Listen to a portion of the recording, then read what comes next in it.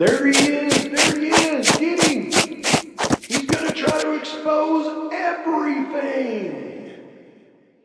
Ladies and gentlemen, thank you.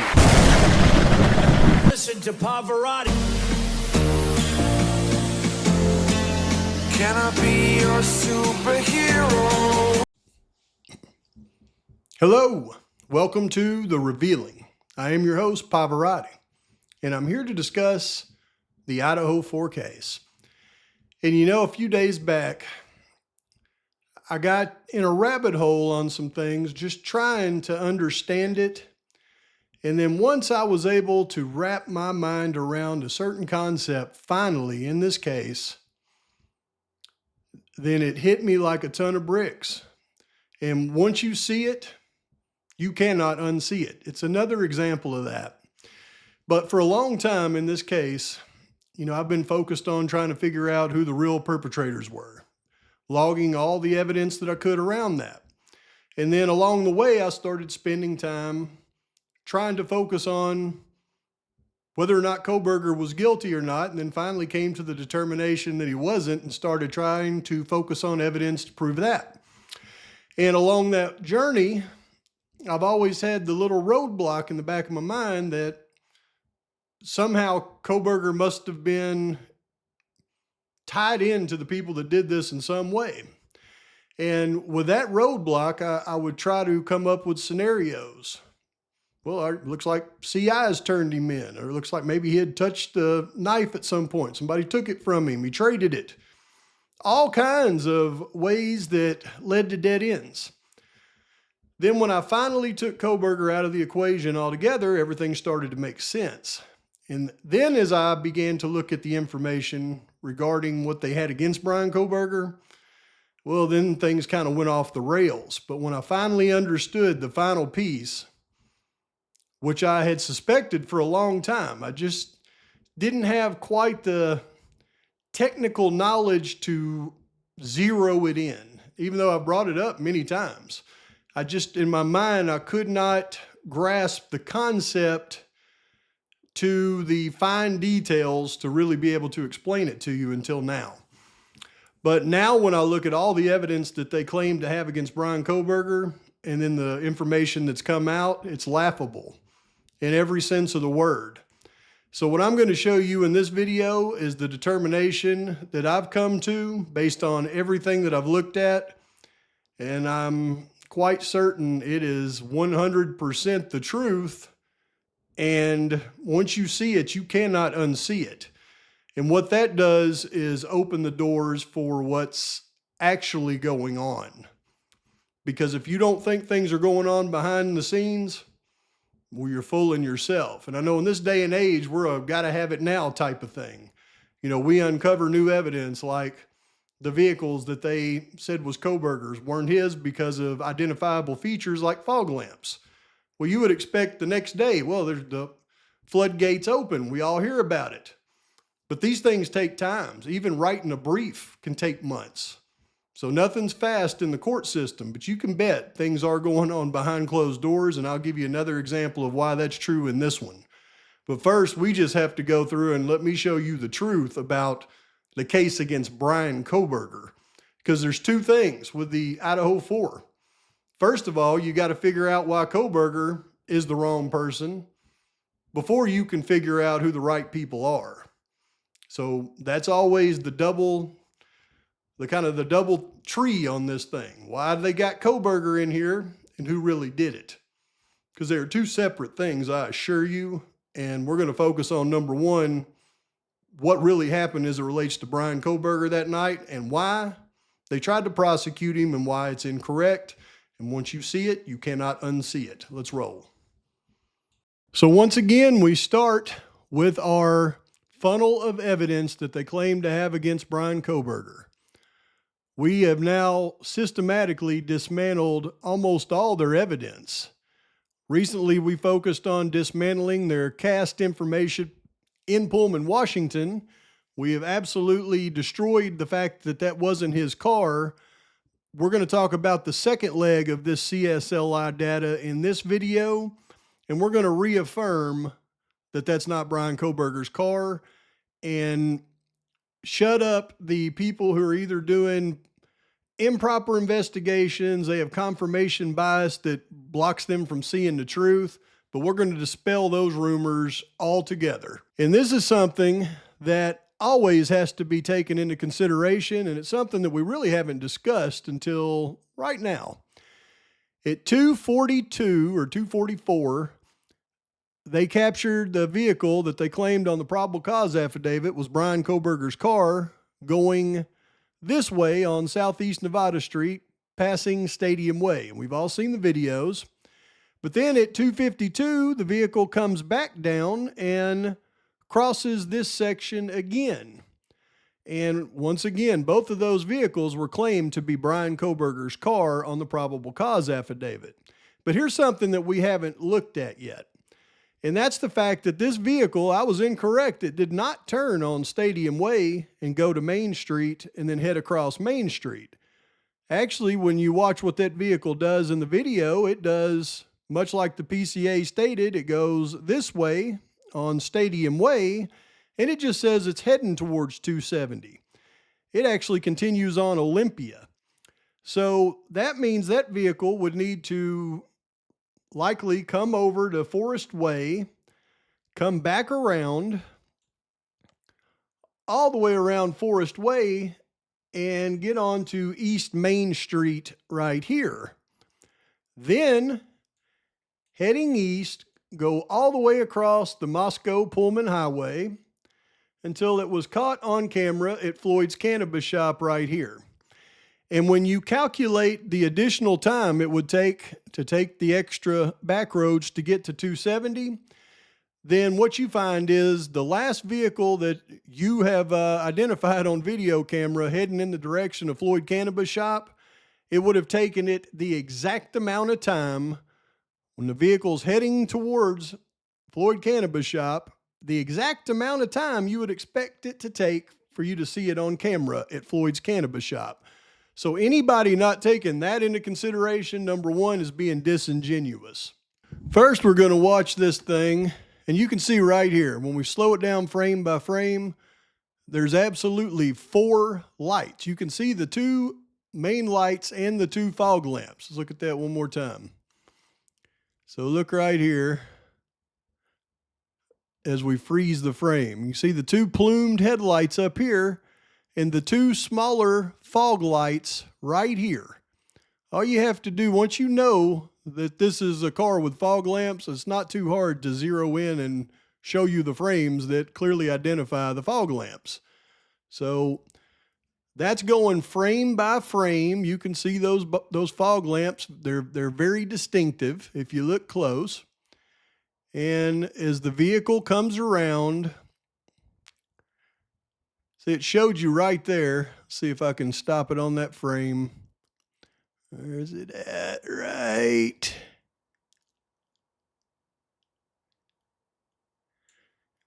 This is not one big plume like Mr. Hughes would like to say. That's actually showing the outline of the fog lamp. And as it comes around, the fog lamps aren't going to be near as apparent until they get up here, right here.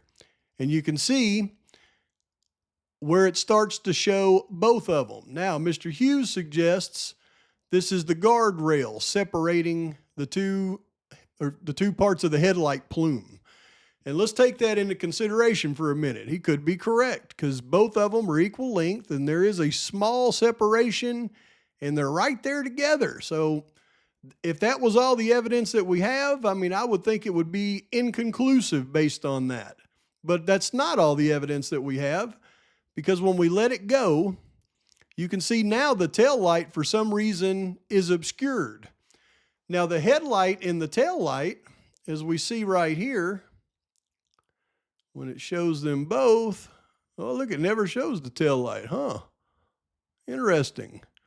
So really, you got to see the tail light to know what we're talking about. So let's let it keep going. Now look right there, you'll notice, uh-oh, there it went. I thought I paused it. Let's see, watch the headlight. It's going to get a little bit smaller right there in that frame. So something is either obscuring the headlight altogether or it's obscuring the headlight partially. but it's the next frame right there. You see how this light is much lower than the tail light? That's how you know it's the fog lamp, because the headlight is going to be up here even with the tail light.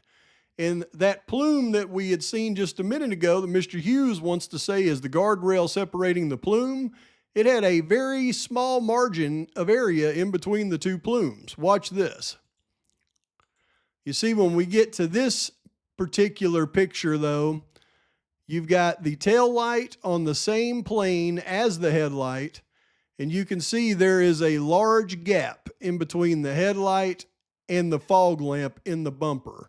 If you were to draw a picture of the car right here, it would clearly show you a vehicle with a headlight, even with the tail light, and then the smaller fog lamp down here in the bumper. Look at the size of the headlight compared to the fog light. I mean, you can literally see headlight, fog lamp, tail light. And considering this is the vehicle that just came from the last known camera sighting heading in this direction, it's at this point at the exact amount of time you would expect it to be, and then we see the fog lamp. I mean, this is obviously that same car that was on Stadium Way, and this is not Brian Koberger's car, and the state knows it at this point, especially if they've watched this video. And you can see it, the fog lamp gets obscured like it had been much of the time, and then just the headlight and the tail light goes off view of camera.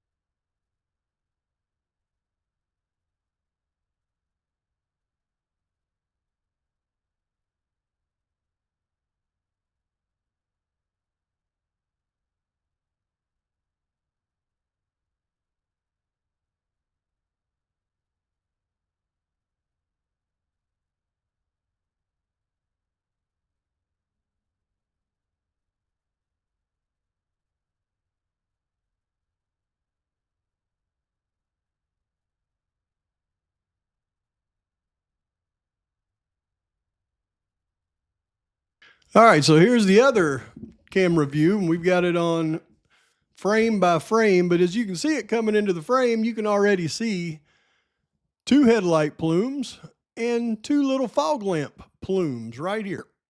So Look closely as it comes in. See the two headlight plumes up top, and you can almost make out the two separate fog light plumes on the bottom. And then it passes things that obscure, but we've still got coming around the bend, headlight, headlight, fog lamp, fog lamp. It's very apparent. Let's continue to watch it as it comes around, frame by frame.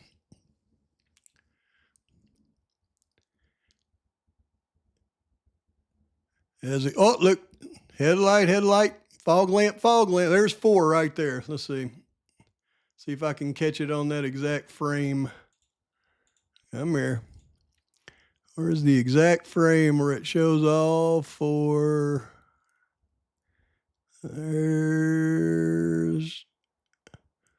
You can clearly see headlight, headlight, fog lamp. Right there. 1, 2, 3, 4. You got all the plumes accounted for. Right there is the best one though. 1, 2, 3, 4. Anybody that can't see that, I don't know what to tell you. Let's keep it going.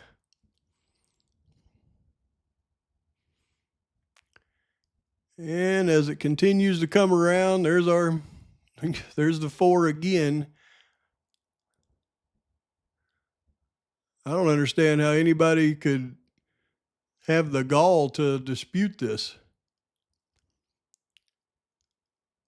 Look, you can clearly see the separation between the headlights and the fog lamps. When it comes straight on, you've got a giant plume because you've got 4 lights going. Check it out.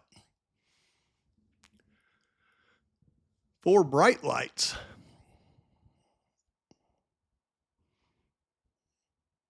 All I've done is just slowed it down to where it goes frame by frame. All right, as it's coming around, see what else we can capture here.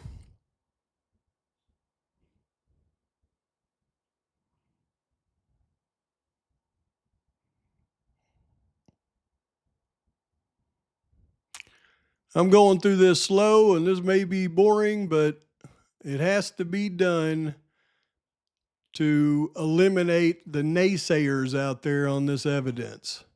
This really needs to get out to people. Okay, here it comes up to the light. Now it's going to obscure the fog lamps. Something in the road is obscuring them now to an extent. And as it comes by, see if we can catch a frame of them.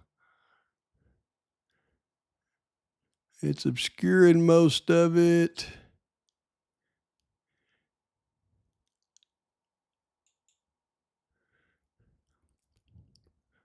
I believe it's obscuring most of the headlights at this point, and you can see the fog lamps on the bottom. See that? I believe those 2 lights that you're actually seeing are actually the fog lamps, and it's obscuring the headlights for some reason. Right there. Headlight, fog lamp plume. It's not your mind playing tricks on you, folks. But you have to understand that before you can understand this, because once you realize they either lied or they're just not very good investigators, and you realize that you have a point right here with camera footage of that car that they coincide with the cast location data. And then coming across 270, they've got another shot of that same car, even though they don't have any cast. That was used to verify their location data with this sighting. So you have, again, 2 cases. The defense says that Kohberger left his apartment and went this way, down to Wawaway Park, then did whatever, came around, back up 195, over to Johnson, back into Pullman that morning. The state says he left and came down this way, was caught on camera, then came across this way, was caught on camera, and then he headed out of the neighborhood after the atrocity and headed south to where his CSLI data caught him somewhere down here by Genesee.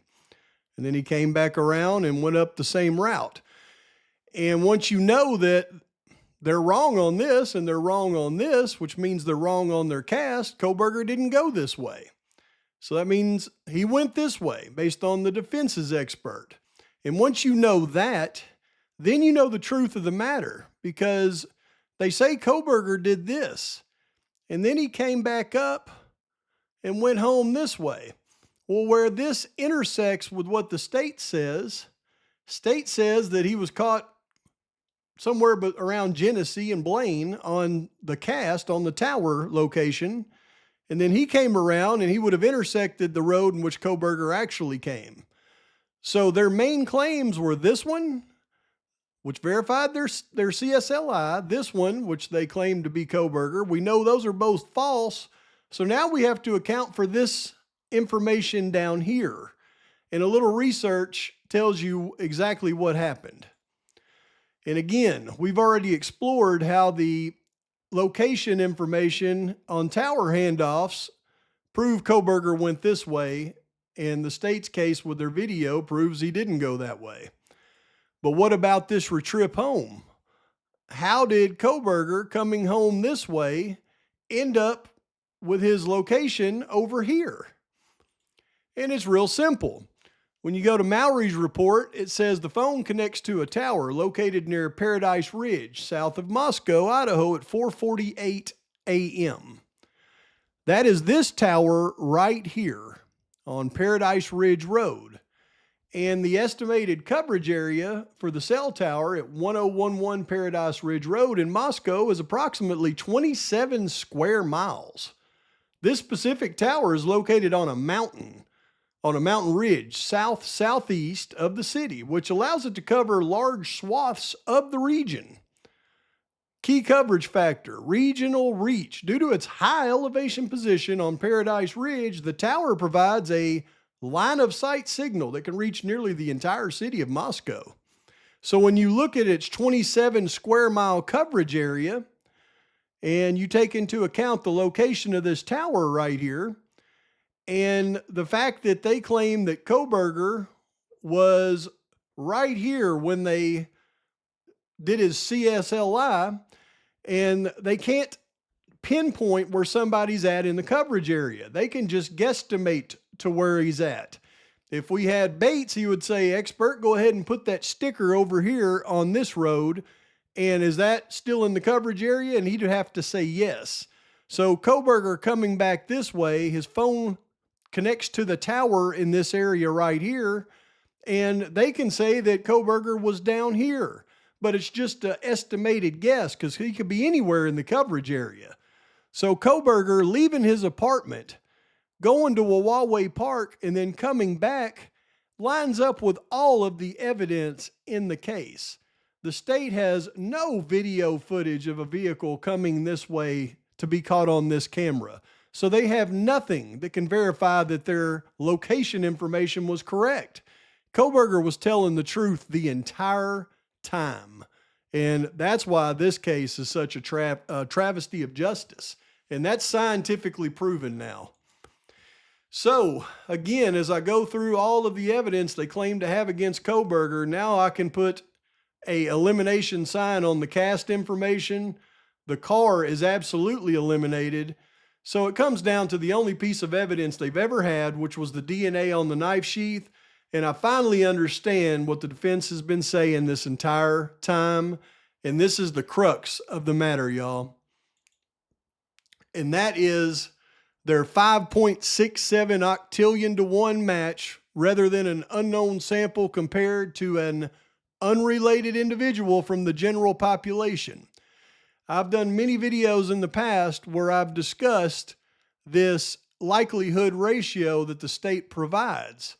And I've mentioned that it is an improper ratio, but I didn't know how to really explain it. And now it's very apparent. So when you take the only evidence against Kohberger, which is his match to this DNA on this knife sheath, and DNA is the ultimate match, yet you have DNA of other people that's unknown in the house. You have no evidence whatsoever from an extensive search of Kohberger's vehicle, apartments, his school office, his house at his parents' place.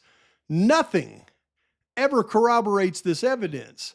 Then it puts all the focus back on this one piece of evidence that they had against Brian Kohberger in the entire case. And how accurate is this match?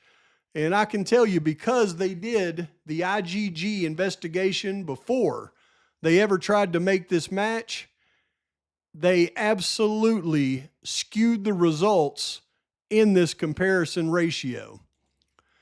And here's how it works, y'all.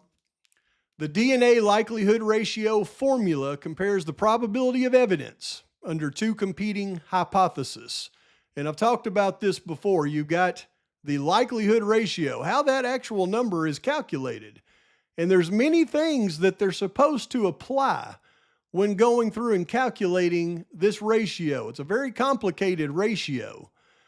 But where hypothesis 1, HP, is that the suspect contributed the DNA, and hypothesis 0, HD, is that a random, unrelated person from the population contributed to it. For a single source sample, this simplifies to likelihood ratio equals 1 over P, genotype frequency, remember that word, showing how many times more likely the suspect's genotype is than a random person's. So in a legitimate DNA match, you will take the sample DNA plus the perpetrator, compare it to the random population, and it usually gives you a legitimate likelihood ratio. However, if you were to take the same genetic sample, the same person to compare it to, except first you do IgG to narrow down a family pool before you add that person's DNA to be compared. Now, instead of the random population, you've simply focused in your match comparison to the family tree that has similar allele frequencies in that particular family. And when I say family, I'm talking about thousands. The allele frequency of that family is going to be different than the random population. So by doing the IgG first, you've just randomly selected a genotype group with allele frequencies that are similar, which means when you compare it with those focused alleles, it's going to give you a false positive match and an illegitimate likelihood ratio. And I had a hard time really understanding this for a long time, even though I read this in the defense's requests. And you can see in one of their motions to compel, it says, in addition, Mr. Kohberger's defense team has discussed the use of statistics in this type of case with experts who have informed me that the manner of identifying Mr. Kohberger via this type of search may have significant impacts on the statistical analysis of the CODIS profile generated by the Idaho State Police Lab. Without access to the actual genetic genealogy search methods and results, it's impossible for qualified experts to address these issues. So, as they're going through this, it says, counsel has learned through consultation with experts and sources referenced below that the use of genetic genealogy databases does not necessarily lead to a single individual as a potential suspect, and that reports of these searches often reference multiple individuals for further investigation and DNA testing. So what they're asking for is the results of the IgG itself, because without those results, they cannot compare the CODIS profile that was generated and determine if there were allele frequencies that were identified before they actually tried to do the match. So counsel for Mr. Kohberger notes that the state utilized a statistical analysis number to claim a high likelihood of a match between the DNA on the sheath and that of Mr. Kohberger. The state, by its own admission, has taken a number of steps to identify Mr. Kohberger as a match. The statistical probability is not an absolute. The size of comparison sample and the nature of the search are important to ascertain conclusion bias, which means whenever you're factoring in the likelihood ratio, you have to factor in the fact that the state has taken many different steps to identify Mr. Koberger. One of those steps, the main step, being the investigative genetic genealogy that focused in on a specific family tree before they did the match for Koberger's DNA to the knife sheath, which that means that instead of taking the entire population, they focused the entire population down to a specific group that shared specific allele frequencies and then conducted the match. That should have been included in the likelihood ratio, which would have made that likelihood ratio way less. And it was really hard for me to understand this until I watched this video by Glitch DNA. Okay, let's talk about one of the quietest, scariest parts of this case. After IgG, Brian Koberger is not some random, unrelated person from the general population anymore. He's someone who fell out of a family tree. Here's the basic architecture the state is asking everyone to accept. First, they use IgG, investigative genetic genealogy, to say the source of this DNA is probably in this family branch.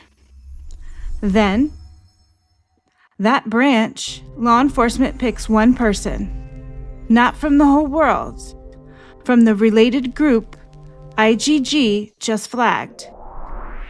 Only after that do they run a traditional likelihood ratio, an LR, and talk about it like it's comparing this man to some random, unrelated person from the population. That's the core mismatch. Once IgG has funneled you into a family, H2, the alternative hypothesis, can't honestly be some random, unrelated person anymore. It has to grow into something like some other relative in this IgG flagged family using a tool that actually models a related population. Number 1, method error. The suspect was selected from a related family branch using IgG.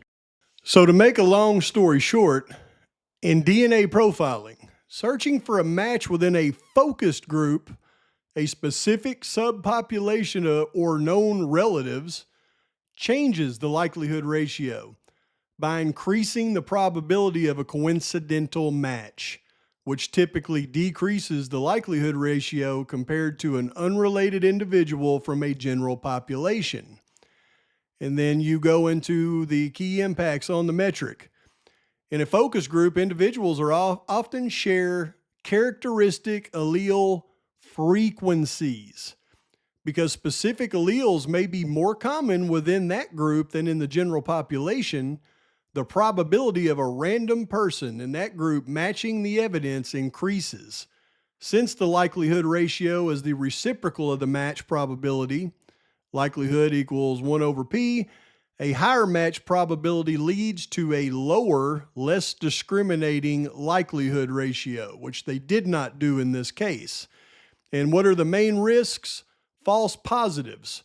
Using allele frequencies from a broad population when the suspect is from a focused subpopulation, it can overstate the weight of the evidence. For example, a rare allele in the general population might be common in the focus group, causing a standard likelihood ratio calculation to erroneously suggest a much stronger association than actually exists.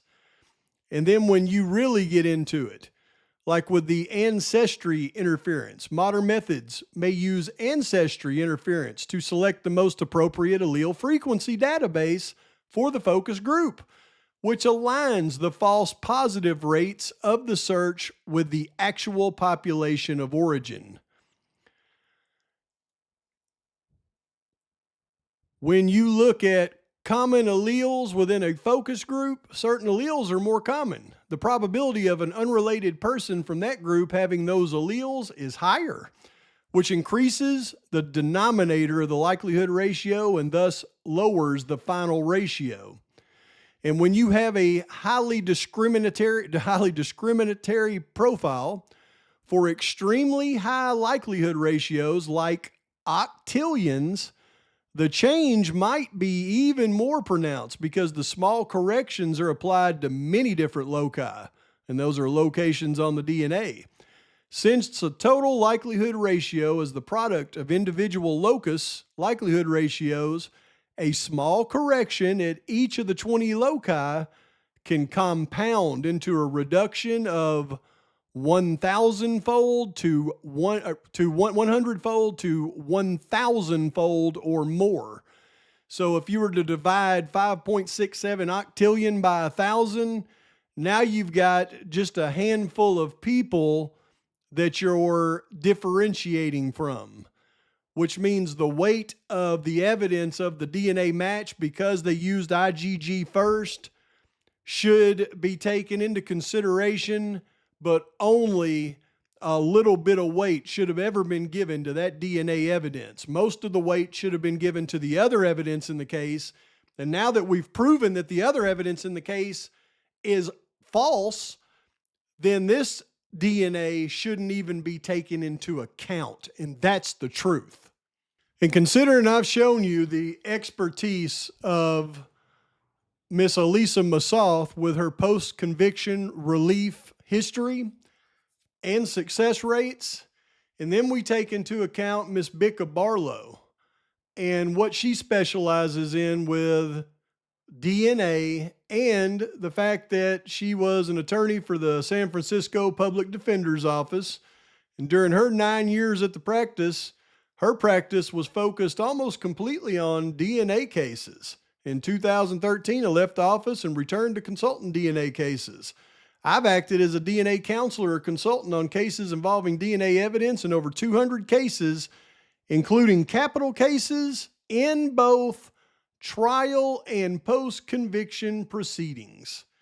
So when you have 2 of your 4 attorneys specializing in post-conviction proceedings, and then you take into account everything that was going on around the plea deal, it leads me to believe that a strategy was in play and still is. And now that there is all the evidence that has come out that has basically proven that Bryan Kohberger had nothing to do with the case, and the evidence against him was skewed and implied and manipulated, there is no doubt there are things on the horizon that we're just waiting for now. Now, for a couple of years now, I started out not knowing anything about DNA, and then I studied and did a ton of research on DNA. I know more about DNA now than I ever wanted to know, but I've always known that the defense in the early days was suggesting that the likelihood ratio that the state had given was skewed, and it was skewed for reasons of the IgG investigation itself. And I never really could grasp. I knew there had to be a mathematical concept around that, but I never really could grasp the mathematical concept around doing the IgG first and how that would actually impact that likelihood ratio at the end. And I've tried to get my mind around it, and I've studied it, but I just never could get that light bulb to go off. I knew it was there, but I didn't know how it got there, and I didn't know how to explain it properly. And until I watched that little short video that Glitch DNA did, and it finally just all came together and made sense, now I've got this thing. They should have never put weight on that DNA match from that knife sheath because they used IgG first. They didn't have a random person from the population. They had a focused group of individuals that shared allele frequencies. So likely anybody in that group, when you compare them to the general population, is going to have a very high likelihood ratio. They should have only used that as circumstantial evidence with very low weight as just something to corroborate their other evidence. But when you take their other evidence and you go through and you realize it was false, they didn't have the right car, which means their location information was off, and that's all the evidence they had in the case, this should have never even went as far as it did, much less gain a conviction, which tells me there is no doubt that I can sit here and say this stuff all day long. People can call me stupid or whatever, but I know in the end, I'm going to win. And Brian Koberger's going to win because it's far from over. Far from over. You don't have somebody that's innocent with the type of information that I've uncovered in this case that is false against him, and not have his team realize this as well, and his family realize this as well. They know something most people don't know, that Brian Koberger is innocent, and they're not going to let Brian Koberger sit in prison for the rest of his life based on the evidence that we now have before us. Once you see it, you cannot unsee it. And I applaud people like Glitch DNA. She actually has a lot of experience in DNA, and she does her best to kind of dumb it down for folks, because when you're experienced in a very technical field like DNA, it's difficult to really explain it to people that aren't. And even though she tries to dumb it down, it's still way over a lot of people's heads. And if I hadn't really studied this stuff, it'd have been way over my head as well. So I just implore them to try to even go on a much more basic, let me explain it to you as like you're a first grader, how that actually impacts the likelihood ratio when you have a focus group because you did IgG. Which brings me to my last question, but it's kind of perplexing. Knowing that, why did the defense want to suppress the IgG? I would think based on that, the defense should have wanted the IgG to be prevalent so that they could explain, hey, the IgG is what skewed this result. But they didn't. They wanted to suppress the IgG. I don't know if maybe they thought it was going to be too complicated for the jury to comprehend, which is quite possible because it's hard for anybody to comprehend. But I would think that that would have been something that they wanted to keep in their toolbox. I would sure like to ask them and get an answer to that question. But in the meantime, I'm going to keep firing. Please like and subscribe to this channel. Please post your comments, your thoughts, your criticisms. And until next time, Pavarotti is out.